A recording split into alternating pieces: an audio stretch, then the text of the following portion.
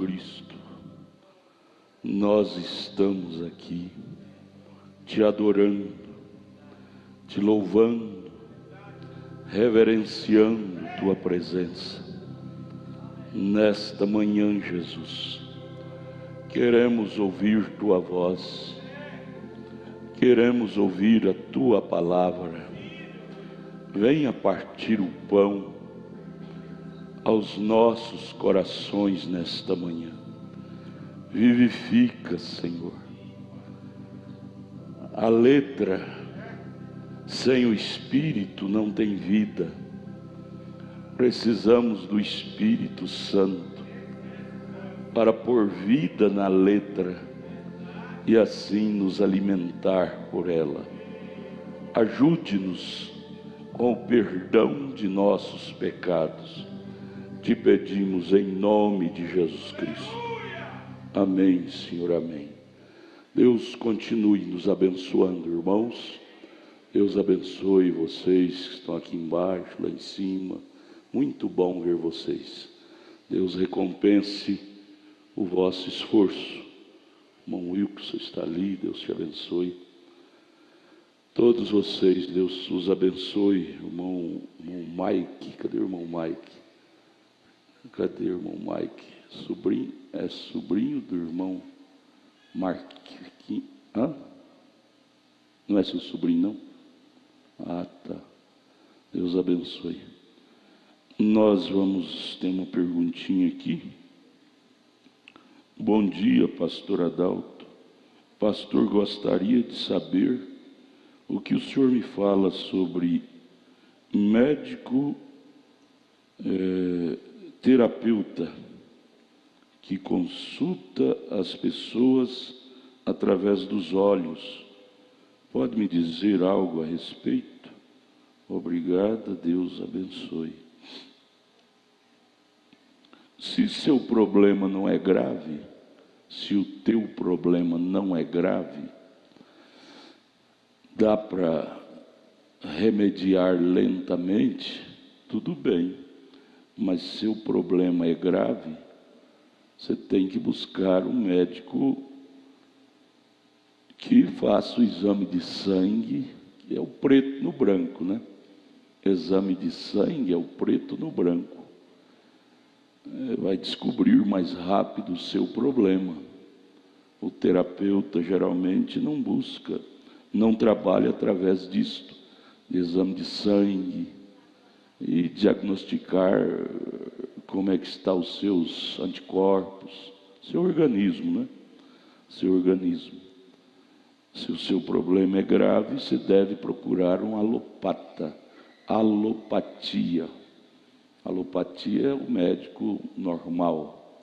Homeopatia é o médico que trabalha com plantas. Como terapeuta também é algo parecido, né? Algo parecido. Trabalha com plantas, coisa da natureza. É bom, é bom, é bom. Só que é lento. O tratamento com o médico que trabalha com plantas, terapeuta, é um tratamento bom, mas só que é lento. Você demora a receber os resultados. O alopata, a alopatia, já é uma medicina mais que combate mais rápido o problema que estiver. Eles leem através da íris do olho da pessoa, eles descobrem muita coisa que está errado com o organismo da pessoa. Existem os falsos homeopatas, como existem também os falsos alopatas. Existem os falsos terapeutas que dizem que conhecem e não conhecem. E existem os verdadeiros terapeutas. Por exemplo, nós aqui temos o terapeuta Dr. Vigílio. Cadê o Dr. Vigílio? Está aí? Dr. Vigílio. Dr. Vigílio está lá fora. Ele é terapeuta. Trabalha com as plantas. Tem um livrão lá. Os livros antigos. Planta tal, é bom para isso, aquilo. Eu fui criado assim na roça. Foi criado assim, com plantas. Nós nunca fomos em médico. Ficava doente, meu pai pegava o enxadão, ia no mato e arrancava uma raiz própria. E a minha mãe cozinhava aquilo, a gente tomava o chá daquilo. E era bom, era bom. Agora, isso hoje é lento, que eu tenho que dizer isso, é lento o tratamento terapeuta. Se a sua doença não está tão grave, tudo bem, mas se está grave, é melhor você ir ao médico alopata, alopatia, né? Mas é mais seguro. Nós vamos ficar de pé, vamos ler a Bíblia. Gênesis capítulo 1, verso 26, e Gênesis capítulo 2, verso 7. Irmão João, é bom te ver, irmão João. Deus te abençoe. Irmão João do Banco Central de Cristo. Gênesis 1, verso 26.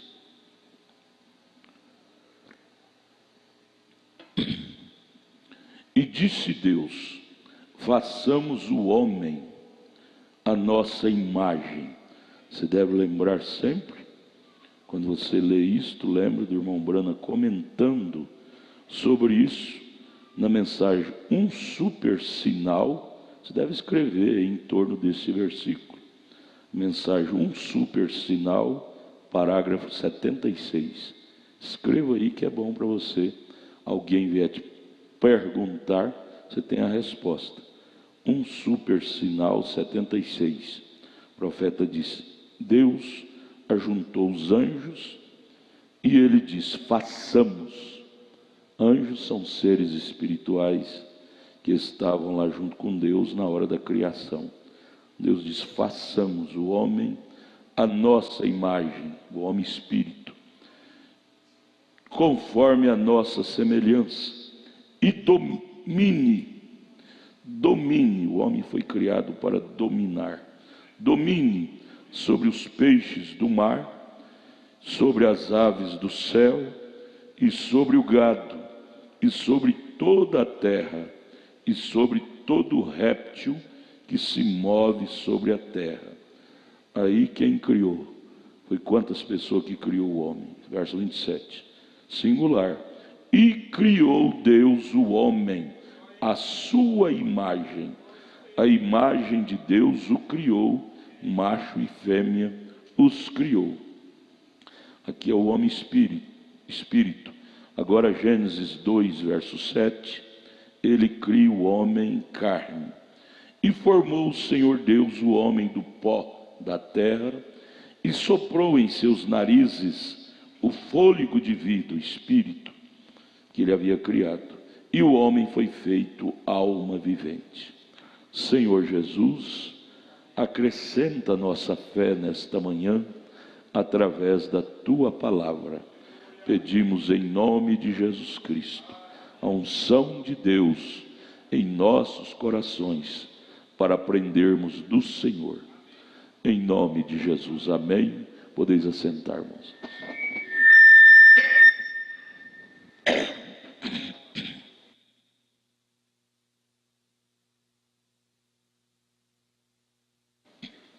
Vamos aqui na página 8, prosseguir o estudo da mensagem, perguntas e respostas sobre Gênesis. Mensagem muito rica de informação, que nos informa como foi no princípio, como foi a coisa lá no princípio. Vamos então na página 8, parágrafo 45. Agora, o homem guiou o homem. O homem foi feito para guiar, para dominar. Lá no princípio, o homem guiou o homem, guiou o gado e tudo, exatamente como o Espírito Santo guia um crente real e verdadeiro hoje. A voz de Deus lá fora, a voz do homem, sem dúvida falava e dizia, chamava o gado desta maneira, chamava a ovelha e a este pasto, chamava os peixes a essa água, vem? Ele tinha o domínio, tudo lhe obedecia, tudo lhe obedecia. Agora, mas então não havia nenhum homem para lavrar o solo. Até então era o homem espírito que havia sido criado.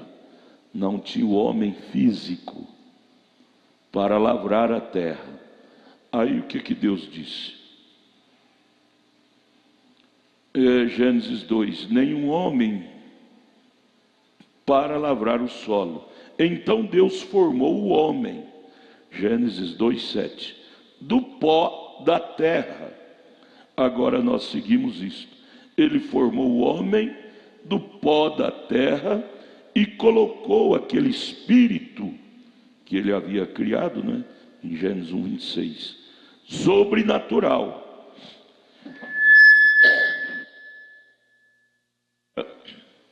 Ele estava lá. Eu posso ter muitos quadros disto. Eu posso ver Adão de pé. Vamos tomar desta maneira: vê-lo de pé como uma árvore.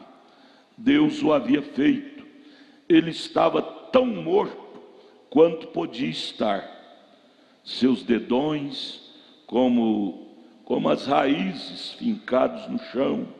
E Deus disse: haja, ou melhor, soprou o sopro da vida nele, e ele saltou, veio assim. Vejam, ele era soprou o sopro da vida nele, e ele se tornou uma alma vivente. Agora ele começou a se mover, e então Deus tirou do seu lado um pedaço dele, do homem, do Adão, uma costela, e fez uma mulher. Agora, onde ele pegou o espírito, mulher, vem, quando ele, Gênesis 1:26, ele disse, façamos o homem à nossa imagem, segundo a nossa própria semelhança. Criou ele o homem, macho e fêmea. Havia aquela duplicidade, não é? E ele fez o espírito robusto para o homem. Ele fez o suave, pequeno, delicado espírito feminino para a mulher. E quando você vê uma mulher agindo como um homem, hoje, ela tem saído de seu lugar. Vê você? Veja, o espírito da mulher é suave, pequeno, delicado, espírito feminino. Quando você vê ela com espírito grosseiro, ela está com um comportamento errado diferente do que ela foi feita, não é? Bem, tudo bem. Ela está suposta eu penso que é uma vergonha que mulheres tenham perdido seu lugar feminino, delicado. É uma desgraça. Eu lhes digo que vocês sabem, eu vou dizer isto. Agora eu não estou falando sobre vocês, mulheres aqui, as cristãs. Mas é lógico que se isto fere, simplesmente acontece. Mas olhem, deixe-me perguntar-lhes algo. Costumava ser que as mulheres eram tão femininas, até o ponto em que homens iam falar com elas, elas ficavam ruborizadas, assim, tímidas, não é? O que é ruborizar de qualquer mulher? Eu não tenho visto isto em tanto tempo que eu nem mesmo saberia o que seria se alguma mulher ruborizasse. Elas já não têm mais nada daquela dignidade, aquela simplicidade, né? Todo aquele bom espírito feminino. Elas estão simplesmente, elas vestem roupas como homem, cortam seus cabelos como um homem, fumam como um homem, bebem como um homem, xingam como um homem, votam como um homem, trabalham como um homem. Assim se tornaram grosseiras, corpulentas. Oh, que coisa! Mostra onde você tem chegado. É exatamente aquela pequena, com aparência de dama, você não a vê mais. Ela é uma pessoa difícil de se encontrar, não é certo? Sim, é verdade. Assim, uma mulher não está suposta a se levantar e agir como um homem, grande e corpulenta, porque ela é delicada. Deus a fez daquela maneira. Eu posso provar isto pelas Escrituras. Sim, Senhor, correto. Mas é claro que nós saímos desta questão. Mas eu não quero sair muito desta pergunta. Mas vejam, ali é onde ele fez seu primeiro homem. Foi a sua própria imagem. O homem, própria imagem de Deus, para ser um dominador, um governante.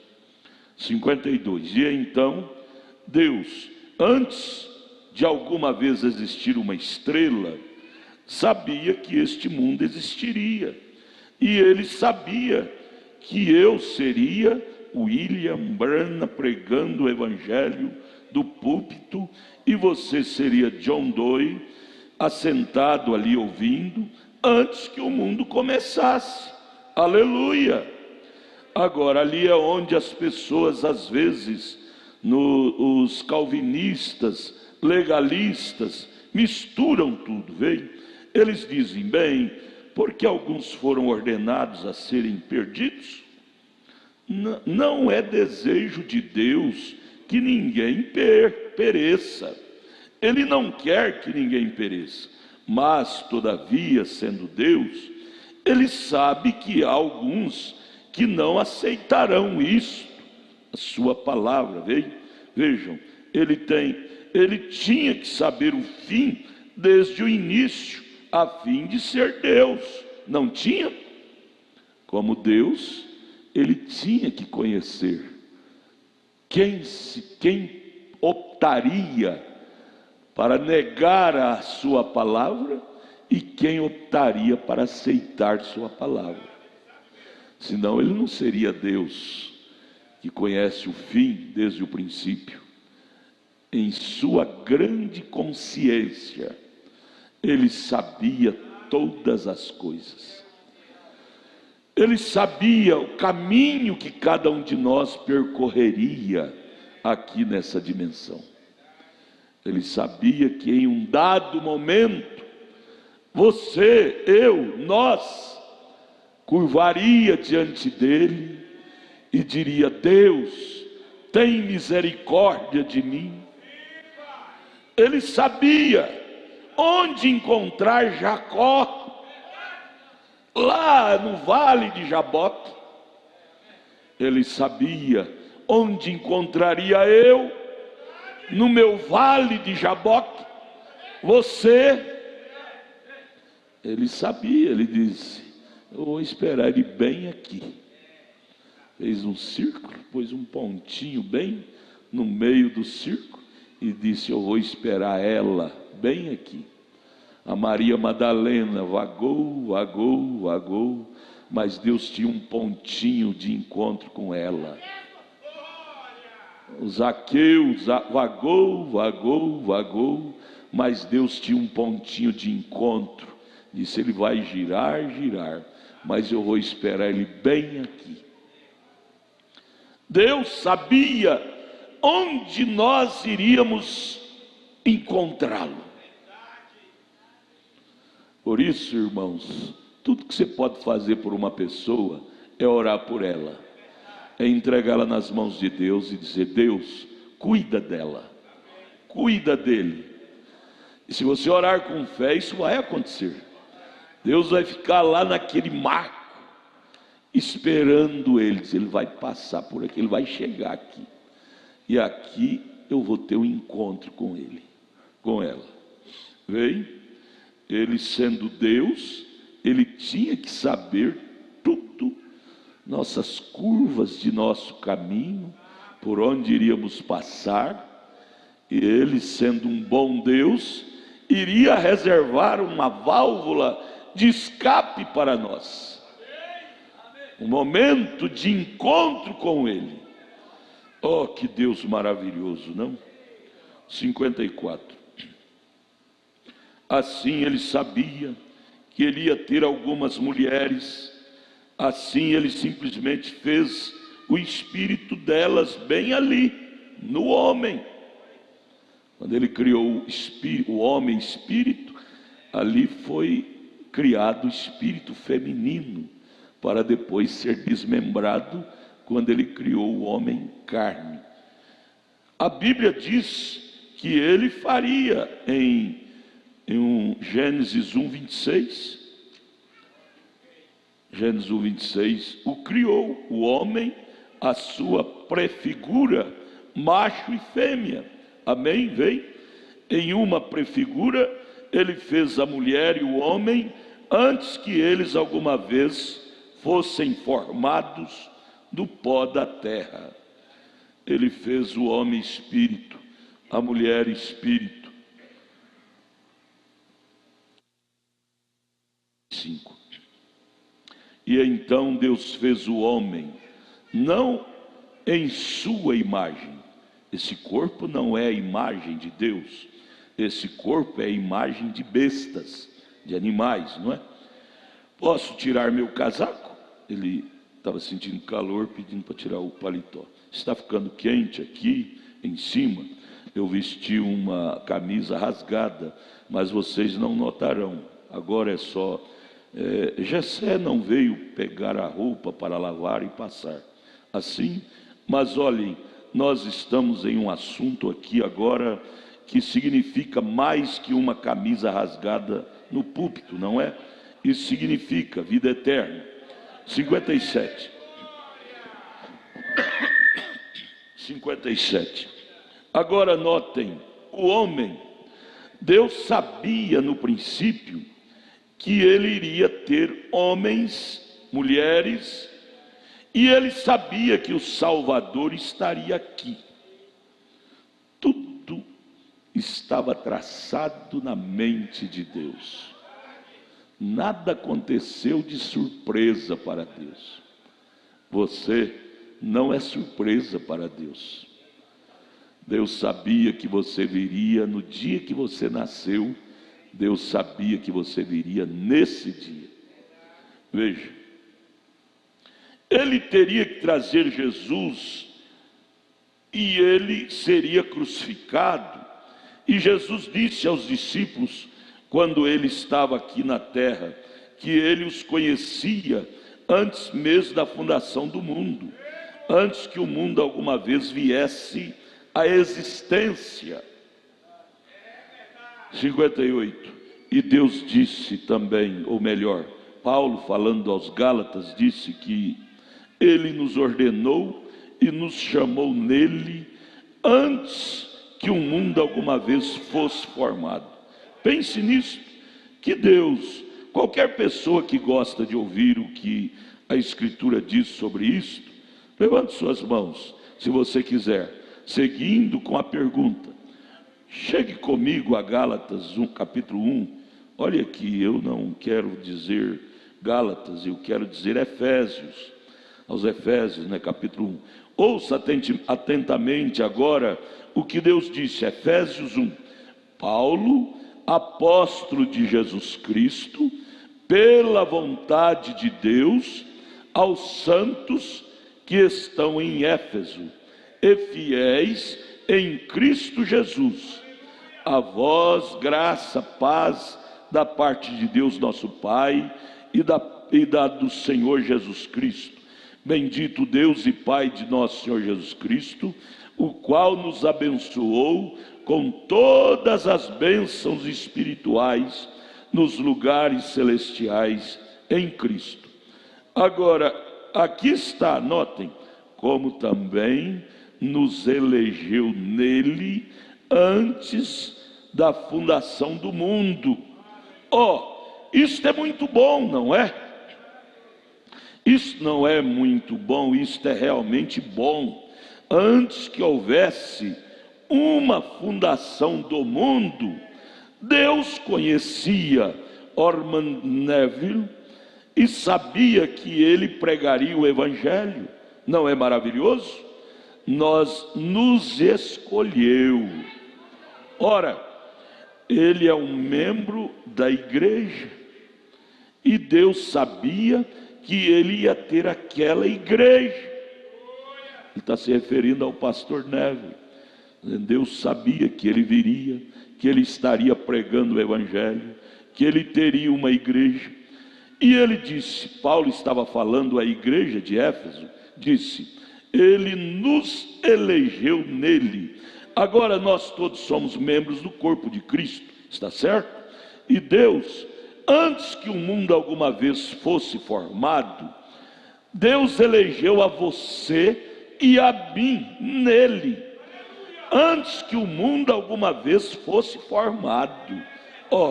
Que coisa, não é maravilhoso? A gente fica pequenininho diante de Deus. A gente fica pequenininho diante da existência de Deus. Nós conhecemos somente até agora, hoje. Daqui uma hora nós não sabemos mais o que vai acontecer. No entanto, Deus conhece do ontem, do hoje e do amanhã. Ele conhece tudo, está tudo na palma da mão dele.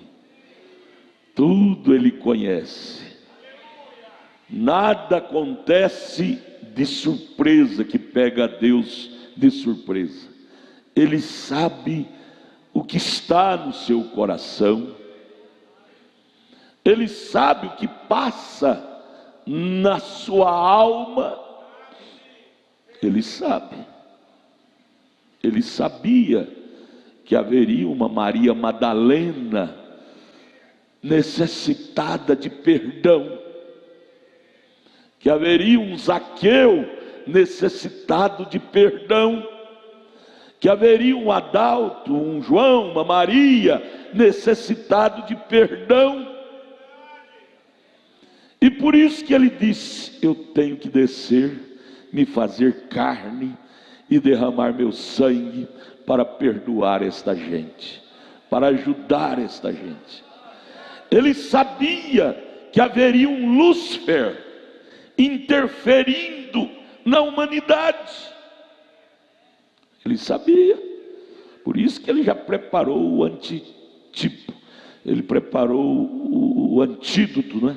Que é o remédio, que foi ele mesmo no Calvário, derramando seu sangue, para nos curar das chagas que Satanás nos golpeara.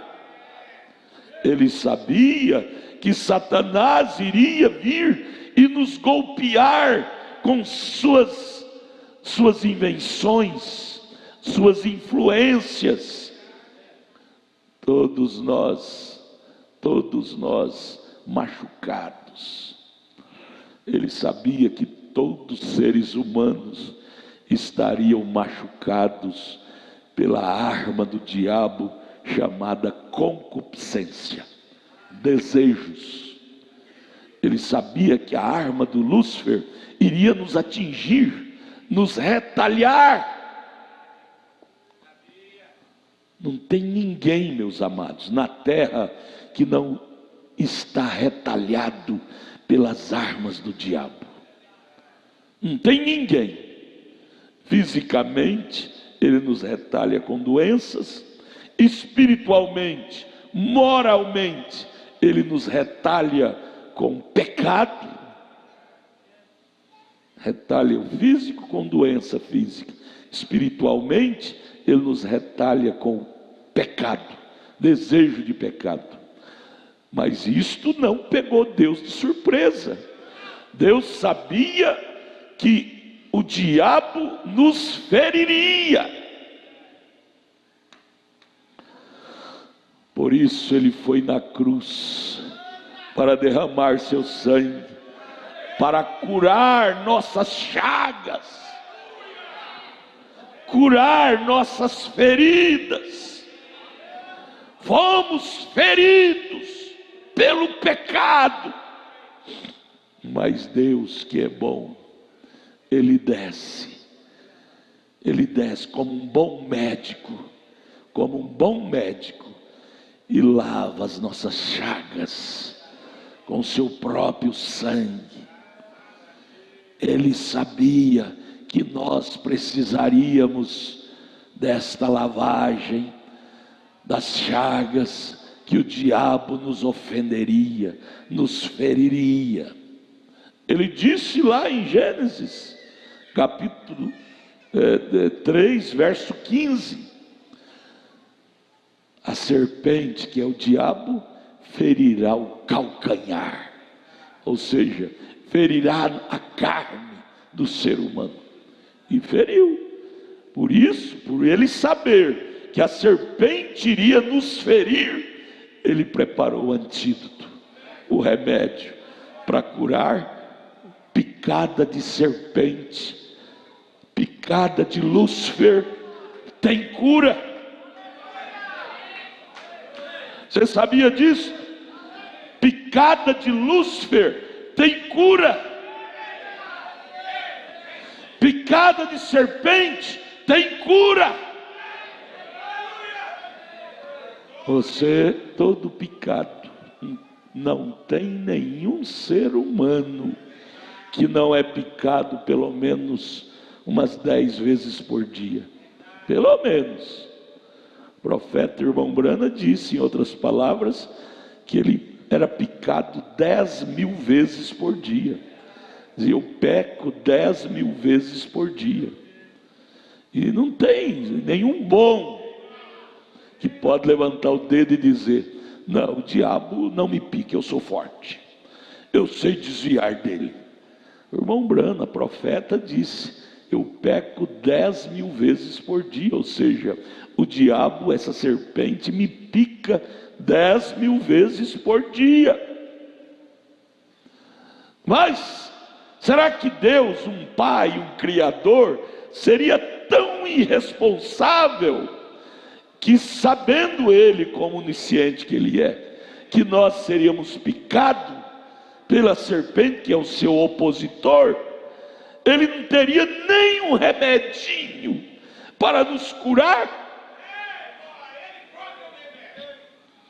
Ele sabia que nós seríamos ofendidos por esta serpente chamada Lúcifer, mas por ele saber, ele mesmo se tornou o nosso remédio. Cristo é o nosso remédio. Cristo no Calvário é o nosso remédio, é a nossa cura, é a nossa saúde.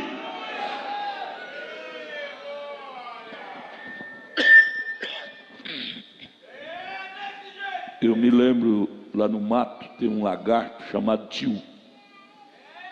tiozão. Ele briga com cobra, ele mata a cobra, ele dá aquelas rabadas na cobra, com tudo que ele pode, ele golpeia a cobra, a serpente, até matar, e depois ele come ela, ele engole. Mas muitas vezes a cobra pica ele, naquela briga, a cobra vai e pica ele.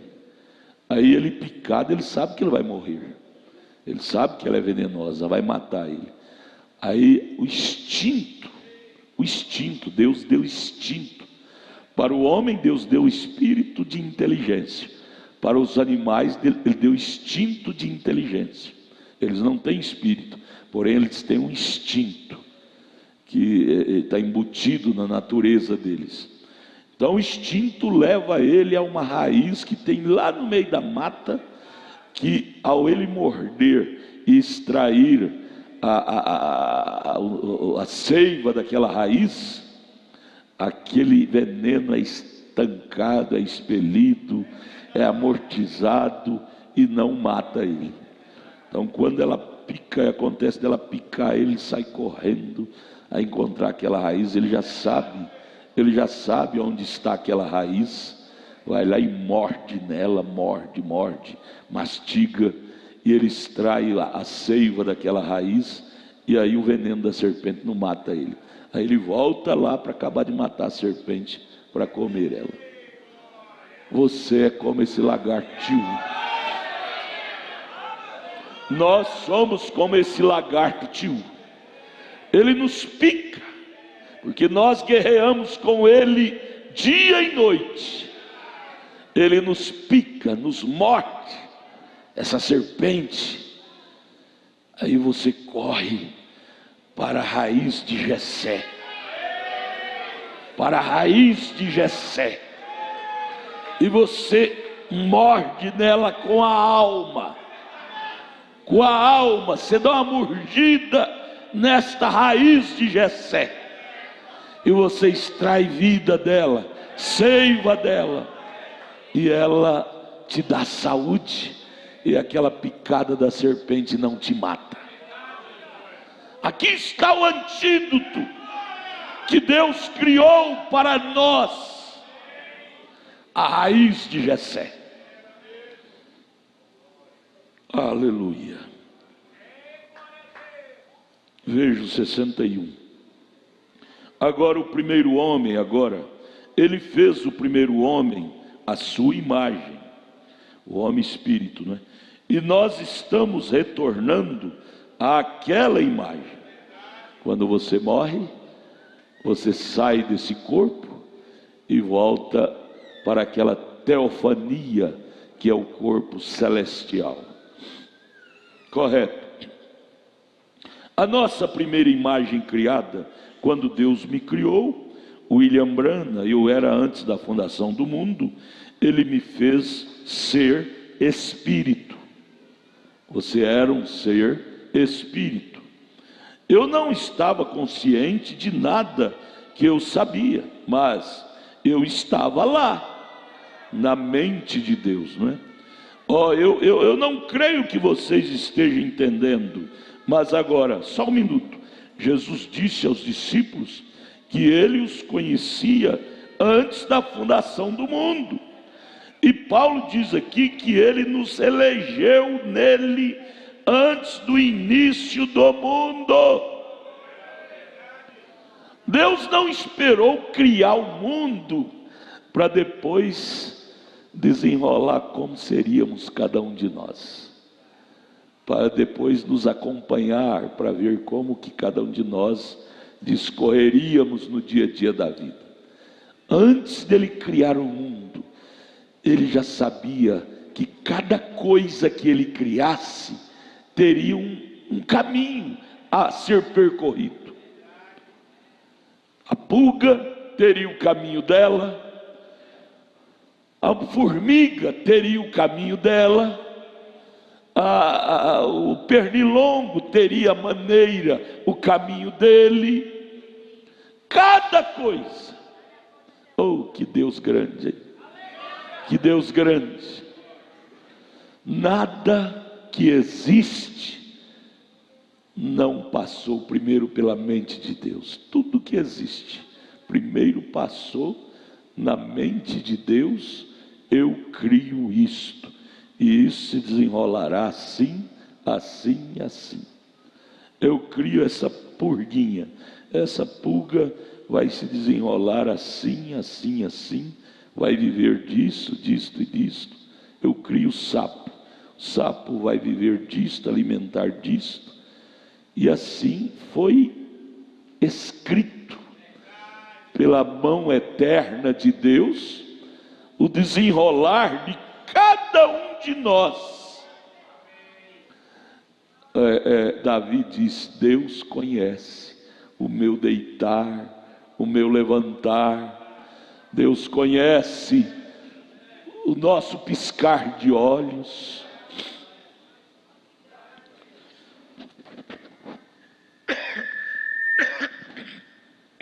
Deus sabe. havia alguma parte. Orman Neville e o resto de todos vocês aqui que estava em Cristo Jesus antes que o mundo alguma vez começasse. E aqui está para a minha análise daquilo. 62 agora. Eu penso que as pessoas hoje que estão possuídas com este espírito, ou o espírito, uma parte desses seres angelicais, espíritos os quais se moveram de Deus, que nunca caíram no princípio e resistiram à mentira do diabo no céu. Você sabia? Você sabia? Isso está aqui em Apocalipse 12. Apocalipse 12. Está escrito. Apocalipse capítulo 12. Está escrito que o diabo derrubou a terça parte do céu. Veja aqui, capítulo 12, verso 3. E viu-se outro sinal no céu, e eis que era um grande dragão vermelho, que tinha 7 cabeças e 10 chifres, e sobre as suas cabeças 7 diademas, e a sua cauda levou após si a terça parte das estrelas dos céus. Pessoas eram comparadas como estrelas, pessoas. E o diabo lá no céu, quando ele era Lúcifer, aquele dragão, sua cauda, sua influência, arrastou a terça parte das estrelas, de pessoas, espírito, lá no céu, e lançou-as sobre a terra. E o dragão parou diante da mulher que havia de dar à luz, para que, dando ela a luz, lhe entregasse o filho. Aí se refere a Maria e Jesus. Mas ele derrubou a terça parte dos espíritos criados por Deus lá no céu. Foram enganados por ele. Veja, o diabo não começou a trabalhar agora, aqui na terra, não. Ele trabalha desde que ele esteve lá no céu, com a sua doutrina, com seu ensinamento errado. Ele conseguiu derrubar a terça parte dos espíritos criados por Deus lá no céu. Veja como ele é forte em suas palavras. Agora, veja aqui o 62, profeta dizendo: eu penso que as pessoas hoje que estão possuídas com este espírito, ou espírito, uma parte desses seres angelicais, espíritos os quais se moveram de Deus, que nunca caíram no princípio e resistiram à mentira do diabo no céu. Você não é um anjo caído, você não é um espírito figurado como estrela lá no céu, caído, enganado. Sabe por quê? Porque você está aqui.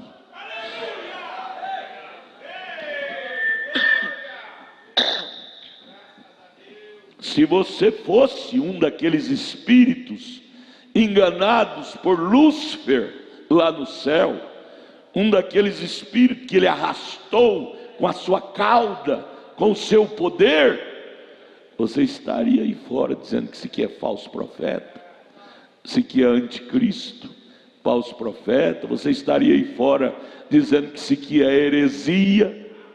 Os espíritos caídos não dão conta de crer nesta verdade. Por que que você crê? Porque você não é um espírito caído.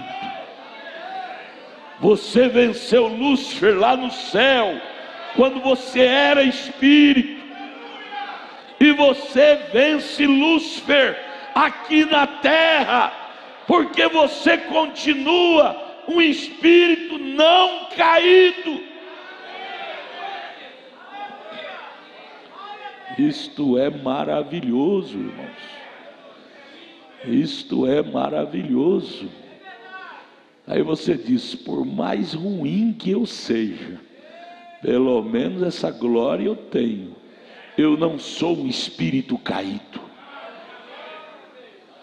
Porque se eu fosse, eu não estava crendo nesta mensagem.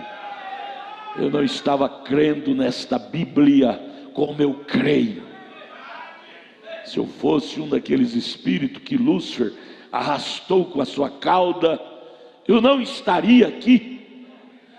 Então isso te dá razão para você saltar de gozo e dizer: por mais pequeno que eu seja, por mais insignificante que eu seja, eu não sou um espírito caído.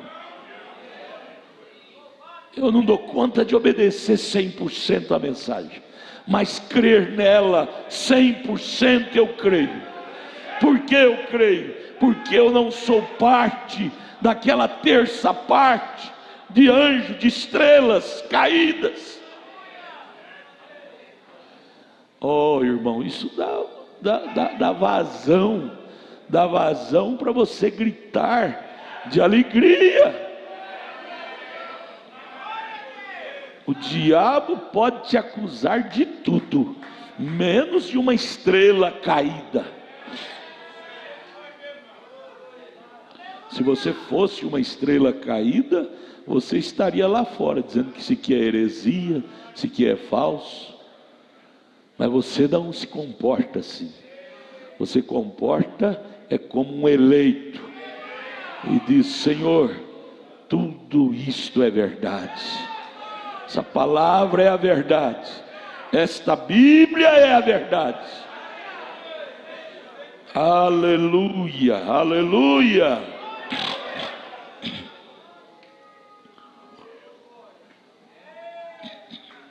Parágrafo 63. Veja, 2/3 da terra está no pecado, de espíritos que foram lançados de lá para cá. Está no pecado. E mais que isto, que 2/3 dos anjos foram expulsos. E aqueles espíritos de demônio entram nas pessoas e habitam em seus corpos. Deus sabia, Ele sendo onisciente, que conhece o fim desde o princípio, quando a criança nasce, Ele sabia que espírito seria liberado para entrar nela. Aquele espírito caído, ou aquele espírito que venceu e não caiu lá no céu pela cauda do dragão. Por isso que no ventre, estando os dois no ventre de Rebeca, Jacó e Esaú, Deus disse: amei Jacó e aborreci Esaú. Por que Deus sabia? Porque Ele sabia que espírito ia vir sobre Jacó e que espírito ia vir sobre Esaú. Deus sabia que espírito seria liberado para cada um deles. Deus sabia quem seria você.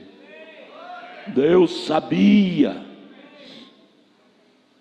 Aqueles espíritos de demônio entram nas pessoas e habitam em seus corpos. Veio o que eu quero dizer? Eles eram demônios que uma vez existiram e entraram nas pessoas e deram a elas uma natureza. Aqueles espíritos entram na pessoa quando nasce o bebê e dá aquele bebê, vai crescendo, uma natureza de ser mau, natureza de ser incrédulo à palavra de Deus, natureza de ser rebelde. Ó, irmão, é hora de descobrir quem somos nós. Você sabia que Deus faz cirurgia de espírito? Faz. O homem, o médico, a medicina faz cirurgia física, não é? Física. Mas Deus faz cirurgia de espírito. Se houver um arrependimento profundo no coração, e você dizer: Deus, eu não quero isto em mim, eu não quero essa natureza ruim. Deus não fez a cirurgia em Jacó? Mesmo Jacó sendo o amado de Deus, mas tinha influência de um espírito mau, ser trapaceiro, mentiroso, essas coisas erradas todas. Mas Jacó, no vale de Jaboque, obrigou a Deus a fazer uma cirurgia espiritual nele e tirar aqueles cheiros de Lúcifer que estava nele. Deus faz cirurgia de espírito, tira de você esse espírito de adultério, espírito de falar mal da vida alheia, esses espíritos que não é dele. Através do nosso arrependimento, com lágrimas, no altar, ao pé da cruz, Deus faz cirurgia espiritual. Porque Deus é como o homem, o homem faz cirurgia física, mas como espírito, Deus sendo espírito, Ele faz cirurgia espiritual em nós. Ele arranca aquelas partes espirituais ruins que nós herdamos, concebemos, e coloca em nós, como colocou em Jacó, partes boas. Deus faz cirurgia de espírito. Veja, Jesus expulsou 7 deles de Maria Madalena. Fez a cirurgia. Quando ele expulsou aqueles espíritos de Maria Madalena, foi uma cirurgia espiritual. Ela estava toda carregada. O profeta chega até a dizer aqui, de orgulho, de jactância, grandes pessoas, vê você? Sujeira, imundície, vulgaridade, competições, contenda, todas essas coisas, vêm. Eles eram espíritos que foram feitos lá atrás, quando Deus começou a fazer o homem dali a sua própria imagem, criou aqueles seres sobrenaturais, aqueles espíritos. 65. E então ele colocou o homem no pó da terra, o qual foi o primeiro homem, Adão, e aquele homem foi feito segundo a imagem de Deus. Este homem humano aqui é feito segundo a imagem de um animal. O humano, né? A imagem de Deus é o homem espírito. Este humano é feito segundo a imagem do animal. Esses corpos humanos são feitos à imagem de animal. Nós temos uma mão simplesmente como um macaco, temos um pé como um urso. Tome um pequeno filhote de urso, dispa ou desnuda ele, tira a pele dele e coloque ao lado de uma bebezinha e olhe para a diferença. Irmão, você, página 12, você com certeza tem que olhar atentamente. Todo o diafragma, o feitio é quase o mesmo, a maneira que é feito a forma dele, do urso, não é? O urso e uma criança, e tudo simplesmente exato, é a imagem da vida animal. O homem físico traz a imagem do animal, porque ele foi feito algo na sequência do animal. Depois que Deus criou todos os seres animais, criou por último o homem físico, animal, porque era seu dever guiar o animal. 67. E você irá tirar o Espírito Santo de um homem, ele é mais baixo que o animal. Quando você tira o Espírito Santo de um homem, ele é mais baixo que um animal. Veja, a diferença é Deus. Deus é que faz a diferença. Sem Deus, aquela mulher, aquele homem se torna mais baixo que um animal. Você sabe, a fêmea, a irmã Brana fala terrivelmente sobre isso na mensagem de casamento e divórcio. A fêmea do animal, o seu cio é para conceber para procriar. Quando ela concebe, o cio acaba. Porém, a fêmea do homem, todo o tempo ela está em seu cio, em seu tempo. Então Deus fez assim para ela ser uma tentadora. Para ela ser uma tentadora, para que o homem pudesse entender que ele precisa de Deus, porque ele nasceu pecador. Veja, o profeta vai descrever isso aqui, 67.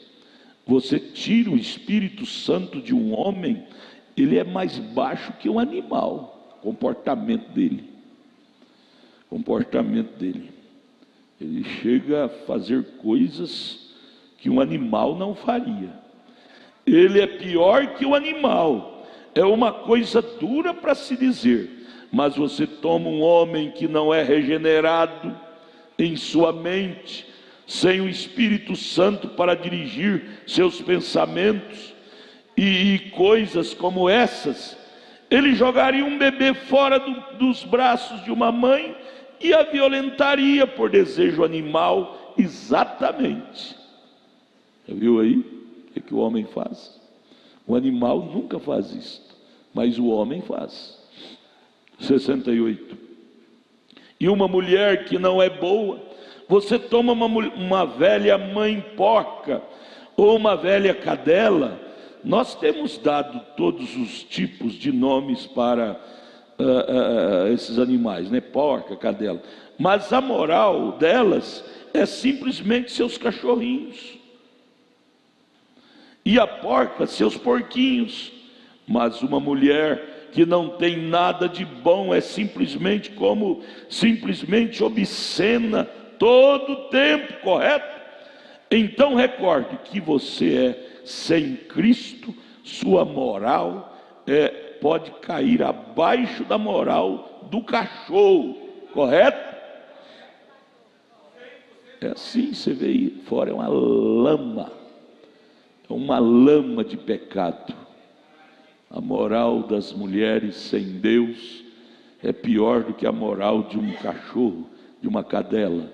E a moral do homem sem Deus é pior do que a moral de um cachorro. O que faz a diferença é Deus. Irmãos, é aí que nós precisamos de preservar o Espírito de Deus em nós. 69. O cachorro não tem que vestir roupas para se cobrir. Eles não têm glândulas para cobiçar um ao outro. Nenhum outro animal. Foi o homem que caiu. Quem caiu não foi o cachorro, não foi a cadela, não foi o porco. Não. Por isso que eles conservam ainda com aquela nudez.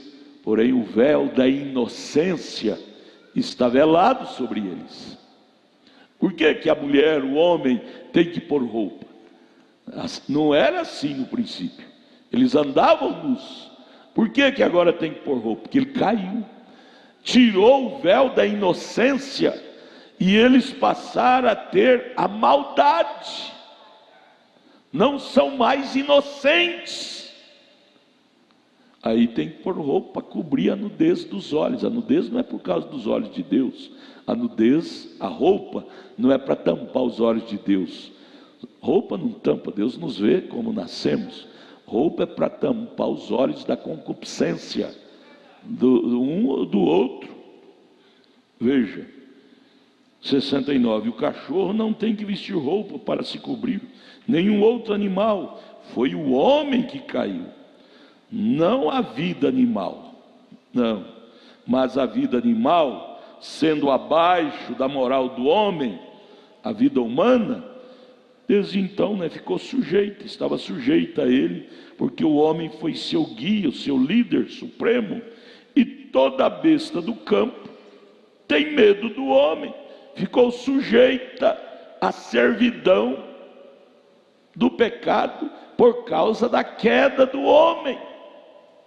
Por isso que Paulo grita lá em Romanos 8, a natureza geme, tudo geme, buscando, esperando a redenção do homem. Romanos 8, 23. Agora os 70. Alguém estava me perguntando uma vez sobre caçar. Você não tem medo disto? Ora, todo animal que alguma vez foi criado teme ao homem, porque isto tem que ser desde o início, lá atrás, vem seguro, você corre e ele correrá atrás de você. Você correr dele, ele corre atrás de você, correto? Ou o cachorro, ou qualquer coisa que você queira, correto? Mas agora, notem agora aquele homem quando ele desce aqui. Agora olhe aqui, você diz, agora irmão Brana, agora aqui você tem Deus exatamente entre a unidade e a trindade, você pegará coisa exatamente bem agora. Agora olhe, quando Deus desceu, se revelou até que ele desceu a este homem. Agora o homem pecou, não em seu espírito, mas em seu corpo, luxúria, paixão. Então quando ele pecou, ele se separou do seu Criador. E então Deus, o Logos, o verdadeiro Criador dele, do homem, desceu e foi feito a imagem do homem. Deus desceu e tomou um corpo de homem. O homem foi feito à imagem de Deus, o homem espírito. E então ele foi feito à imagem de besta, o homem carne. E ele caiu. E Deus desceu à imagem do homem, vestiu-se de homem, no homem Cristo Jesus, para sofrer dor. Deus não poderia sofrer dor no espírito. Teve que se tornar carne para sofrer nossas dores. Como ele poderia sofrer dor física no espírito, ele não poderia. Então Deus se revelou e foi feito a imagem do homem, para redimir o homem que estava perdido. Vem. Então Deus sofreu na carne. Deus tomou o corpo humano e morou ali para sofrer as dores do homem. Deus sofreu na carne. Você sabia que a Bíblia disse em Hebreus 4, 14 ao 16, que Jesus, que é o Deus, o Emanuel, foi tentado em tudo? Do jeitinho que o homem é tentado hoje, Jesus, carne, foi tentado. Só que a Bíblia diz que ele não foi vencido. Ele dominou a tentação. Porque dentro daquele Jesus homem havia Deus. Havia Deus dentro daquilo. Por isso que ele tinha a tentação como homem, porém havia um poder maior dentro dele que não o deixou cair na tentação. Você é homem, você é mulher, mas dentro de você há aquele novo nascimento.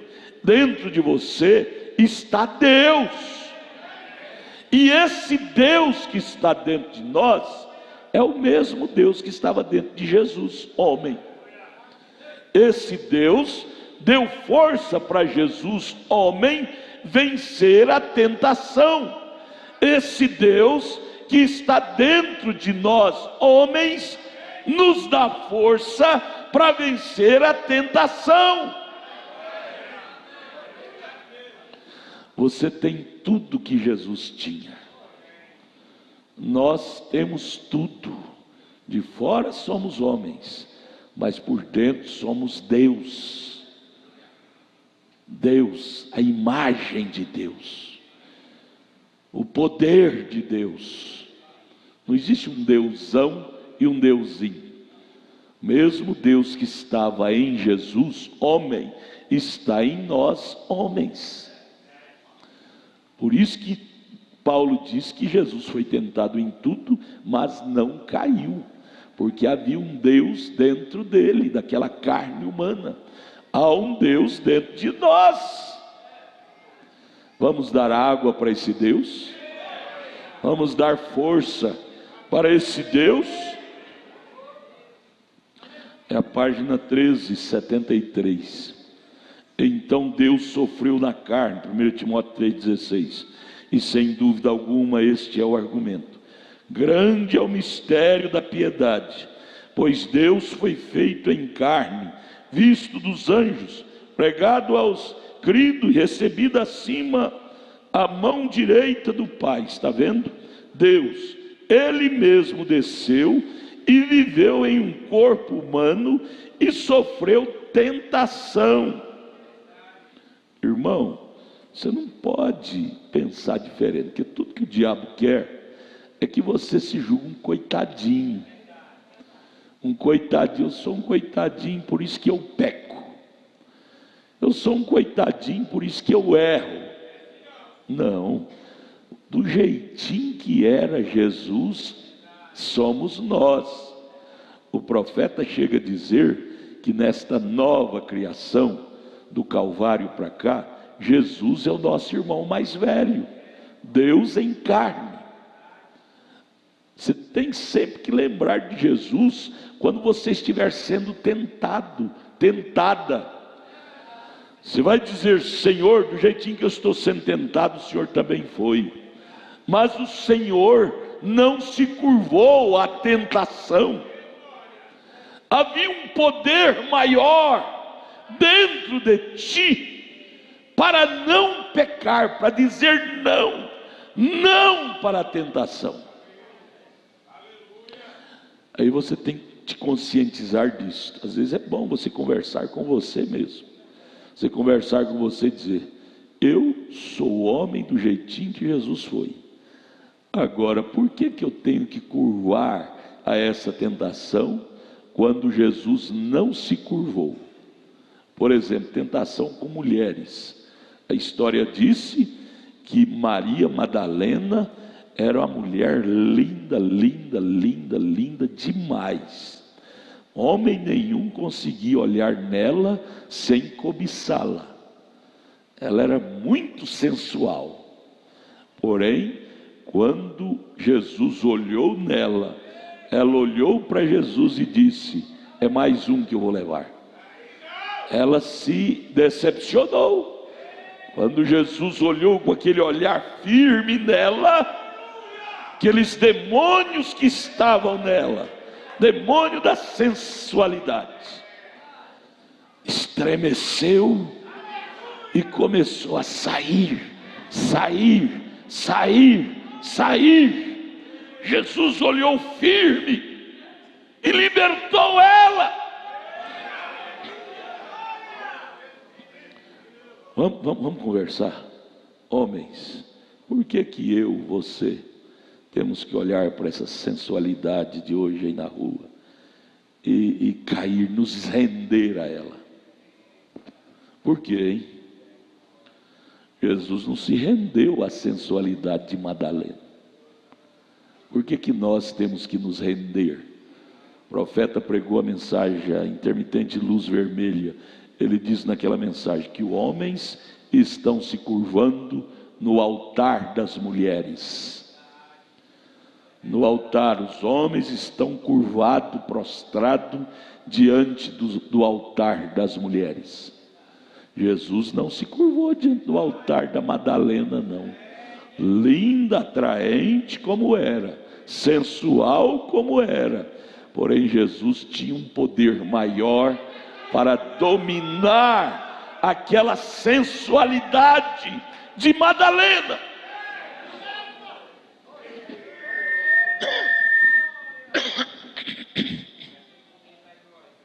Você tem que crer assim, que aquele poder está em você. Aquele poder está em você. Ela tinha 7 demônios. E Jesus não caiu por nenhum desses 7. Ele expulsou um por um. E ela encontrou-se libertada. Irmão, escute-me aqui, escute-me. Irmã, do jeitinho que o irmão é tentado, a irmã também é. Escute-me. Quando você vir Irmão Guilherme, dá um pilicão na costela do irmão Guilherme, irmã. Quando você ver uma mulher linda, semidespida aí na rua, atraente, sensual, lembre da Madalena. Diga: a Madalena estava desse jeitinho. Ela estava precisando de uma libertação. Ela não estava andando desse jeito para os homens cair com ela. Ela estava andando desse jeito. Lá no seu subconsciente, ela estava gritando: quem pode me livrar desses demônios? Quem pode me livrar desses demônios? Eu estou possessa de demônio. Minha alma não aguenta mais. Ela usava da sua sensualidade para ganhar dinheiro, para tratar de seus pais que moravam com ela, diz o irmão Brana. Mas ela estava cansada daquilo.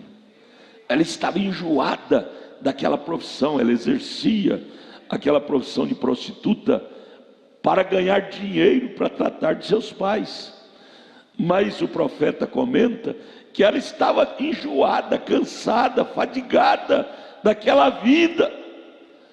Em outras palavras, ela estava chorando, dizendo: quem pode me libertar desses demônios? E os homens sem Deus olhavam com ela e diziam: vamos para o motel, vamos para o motel. Mas quando ela encontrou um homem de Deus, o homem de Deus disse: mulher, sê libertada, vá e não peques mais. Irmãos, vamos olhar nas coisas como Deus olha. Vamos olhar nas coisas com os olhos de Deus. Elas não estão vestidas desta forma, sensuais, para nós prostituir com elas, não. Elas estão gritando um grito do inconsciente, Elas estão gritando assim: quem pode me libertar desses demônios? Quem pode me libertar desses demônios? E aí você, como um filho de Deus, encontra e diz: psiu, vem cá, psiu, vem cá. Buzina o carro, chama. É assim que elas estão querendo, é isto?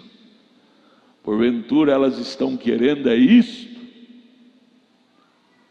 Não, elas estão querendo se libertar daquilo. Irmão, pense assim: todas as vezes que você vê uma mulher sensual, andando desnuda, pense assim, para você poder ajudá-la. Não pense como o homem sem Deus. O homem sem Deus pensa logo no adultério. Mas porte-se como um homem de Deus. Vocês estão me entendendo? Vamos olhar como Deus olha. Vamos pensar como Deus pensa. Jamais a mente santa que Jesus tinha olhou cobiçando a Madalena. Ele sabia que ela era uma vítima, era uma pobre vítima de Satanás. Irmão, se você aderir a esse espírito, você vai vencer muita coisa. Você vai vencer muita coisa. Você vai olhar para as coisas não mais com aquele olhar selvagem de pecador. Você vai olhar com o olhar de Deus. Vai dizer: ela é uma coitada, é uma pobre serva do pecado. Ela está assim porque ela não tem algo melhor do que isto. Se ela tivesse, ela não se portaria assim. Mas eu tenho algo melhor. Deixa eu pregar para ela. Deixa eu levar Cristo para ela. Deixa eu colocar Cristo dentro dela. E ela nunca mais se portará assim. Nós, homens, somos culpados. Você tem que saber disso. Nós, homens, somos culpados. Ao invés de chamá-la e dizer: Maria, vista decentemente. Jesus não fez seu corpo para ser um instrumento de prostituição, fazer até disto uma profissão para ganhar seu pão. Maria, Jesus te fez para ser templo do Espírito Santo. Vista decentemente, Maria. Ah, mas como que eu vou ganhar meu pão? Minha única profissão para tratar dos meus pais é isso? Maria, Deus se responsabilizará para pôr o pão na sua mesa de outra forma. Seja uma cristã, Maria. Seja cheia do Espírito Santo. Você não precisa disto para viver. Um dos argumentos que mais equipa a pessoa para vencer é este: você não precisa de ser assim para viver. Você não precisa disto para sobreviver. Deus tem outros meios. Você não precisa do cigarro para você viver. Esta é uma droga. Você não precisa disso. Isso não tem que fazer parte da sua vida. Você não precisa do álcool para sobreviver. Você pode muito bem viver sem isso. Você não precisa do adultério para sobreviver. Você pode muito bem viver sem isso. Pense assim. O irmão Branham nos ensina: quando vem um mau pensamento, você só vence um mau pensamento com um bom pensamento. Com um bom pensamento. Você só vence um mau espírito com um bom espírito. Com um bom espírito. Olhe diferente. Você sabe o que Jó disse? Jó, ele diz: fiz um concerto com meus olhos para como olhar para uma virgem.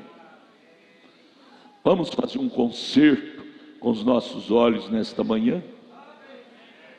Um concerto por Cristo nos nossos olhos. Os olhos de Cristo olhou para Madalena, diferente dos olhos normais. Os meus olhos precisam olhar como Cristo olharia. Vamos por Cristo em nossos olhos?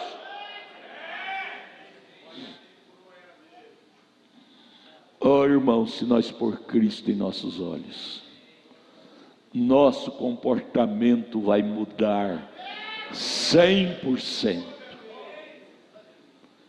Eu vejo muitos crentes cobiçando. O que Jesus disse? O homem que olhar e cobiçar, diante de Deus já adulterou. O que a Bíblia disse? E os adúlteros não entrarão no reino do céu. Então a melhor coisa é nós procurar conversão. Deus, faça uma cirurgia dos meus gostos, do meu espírito. Tira essas coisas ruins, para nós ter direito ao céu. Veja, eu estou lendo 73, é? 73, está certo? Deus, Ele mesmo desceu e viveu em um corpo humano e sofreu tentação. Foi tentado. Como humano foi tentado. Mas Ele não deixou ser levado. São Tiago, capítulo 1, verso 14. Pecado, uma vez concebido, gera morte.